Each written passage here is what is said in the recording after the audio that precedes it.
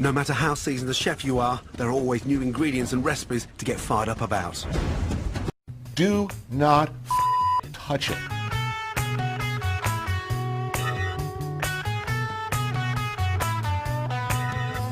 And here's maybe the most overlooked feature or factor in the success or failure of a steak, particularly a thick steak, but it's true of all meat. This magical period immediately following its removal from the heat, it should rest on the board, meaning sit there at room temperature for 5 to 7 minutes, at which point stay away from it. Don't touch it. Don't poke it. Don't slice it to look inside. I'm going to find a good hot sizzling either grill or pan, get a good crust and sear on the outside. You want to finish it either in the oven or all the way on the grill. Do not start slicing it into slices right away. What's going on inside is it is continuing to cook, but even more importantly, the juices are distributing themselves in a truly wonderful alignment. That's why if you cut into a steak too quickly off the barbecue, you get this sort of bullseye pattern instead of what it should be, a gentle graduation from red to various hues of pink to the outer crust. All the difference in the world between a good steak and a totally messed up steak is going on in that period of time that you're just doing nothing. Nothing. And then just let it sit. Don't wrap it in foil. Don't cover it. Don't poke it. Don't prod it. Don't even look at it. Just let it sit there. Leave it alone. Again, mature steaks. And as always, I'll make my paste and my seasoning.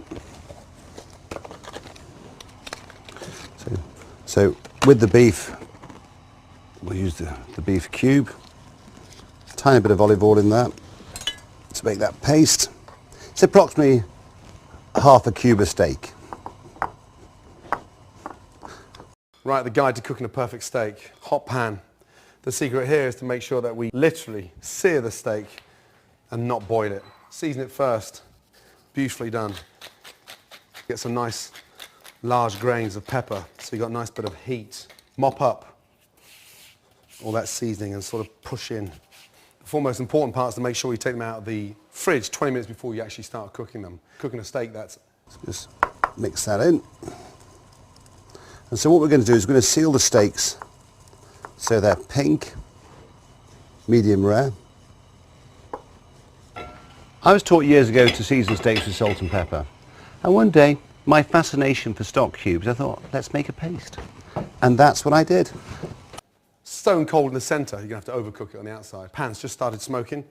Touch of oil in, roll that round, and then just lay the steaks away, always away from you, and let the pan do the work. I made a paste. I tried it. I seasoned one steak with salt and pepper, and one steak with the seasoning paste. And the seasoning paste works better every time. That's the kind of noise you want to hear in the pan every time. That nice sear. Again, pair of tongs. So we need a very hot pan to create that caramelization. So what we're going to do is seal the steaks, caramelize them, seal them on the plate.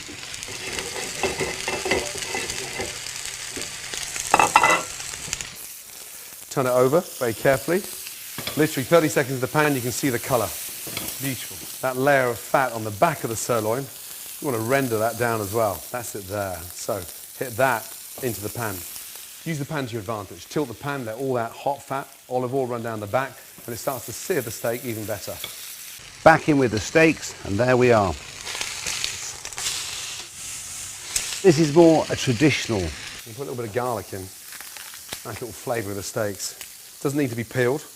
Just lightly crush and then that gives a really nice flavour to the steak. Turning every minute so you've got that nice even colour.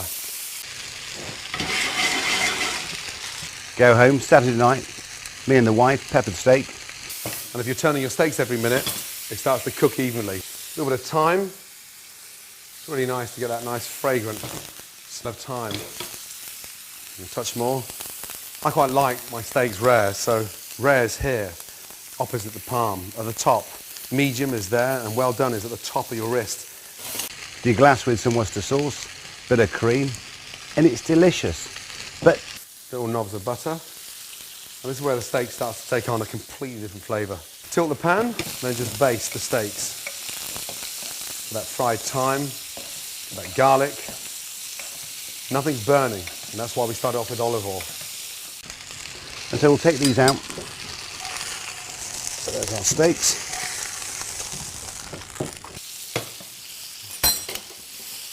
Get the garlic and sort of brush the garlic over.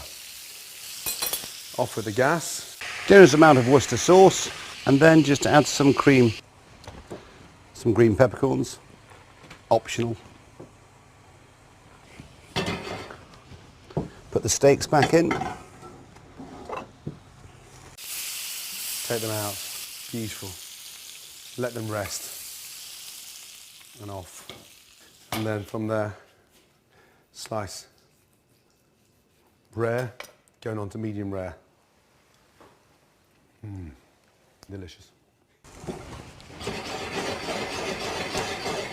And there's steak au poivre.